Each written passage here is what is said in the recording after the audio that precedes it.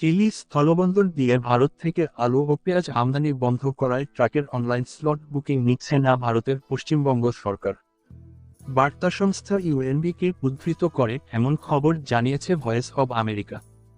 সোমবার 25 নভেম্বর সকাল থেকে বন্দরে প্রবেশ করতে পারেনি আলু ও পেঁয়াজবাহী ট্রাক। শুধুমাত্র আগের অনলাইন স্লট বুকিং থাকায় সকালে আলুবাহী একটি ট্রাক বন্দরে প্রবেশ করেছে খোঁজ নিয়ে জানা যায়, গত রোববার থেকে সোমবার পর্যন্ত বাংলাদেশ রপ্তানির অপেক্ষায় প্রায় 50-60টির মতো আলু ও পেঁয়াজবাহী ট্রাক ভারতের ভেতরে আটকা পড়েছে।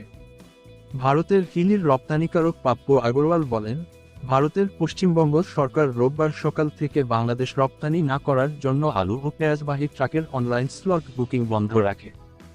ভারতের হিলির রপ্তানিকারক পাপ্পু আগরওয়াল বলেন, ভারতের পশ্চিমবঙ্গ সরকার রোববার সকাল থেকে বাংলাদেশ রপ্তানি না করার জন্য আলু ও পেঁয়াজবাহী ট্রাকের অনলাইন স্লট বুকিং বন্ধ রাখে। তিনি আরও বলেন, ইতোমধ্যে মালদা ও বালুঘাট জেলা প্রশাসকের সঙ্গে মিটিংয়ের প্রক্রিয়া শুরু করা হয়েছে।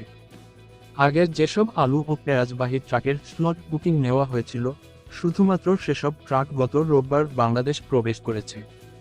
তিনি জানান, এই মুহূর্তে আলু ও পেঁয়াজের রপ্তানি বন্ধ করে দেওয়া হলে উভয় দেশের ব্যবসায়ীরা আর্থিকভাবে ক্ষতিগ্রস্ত হবে।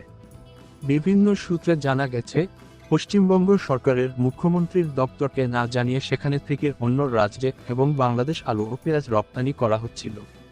এই কারণেই রাজ্যে আলুসহ পেঁয়াজের দাম দ্রুত বাড়ছে, এমন অভিযোগ তুলে ধরে গত বৃহস্পতিবার 21 নভেম্বর নবান্নে সাংবাদিক সম্মেলন করে আলু ও পেঁয়াজের রপ্তানি নিয়ে মুখ্যমন্ত্রী ক্ষোভ প্রকাশ করেন।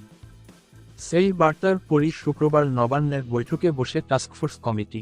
মুখ্য সচিবের সঙ্গে টাস্কফোর্সের বৈঠকে সিদ্ধান্ত নেওয়া হয়, মুখ্যমন্ত্রীর পরবর্তী নির্দেশ না আসা পর্যন্ত ভিন্ন রাজ্যসহ বাংলাদেশ আপাতত আলু ও পেঁয়াজ রপ্তানি বন্ধ থাকবে।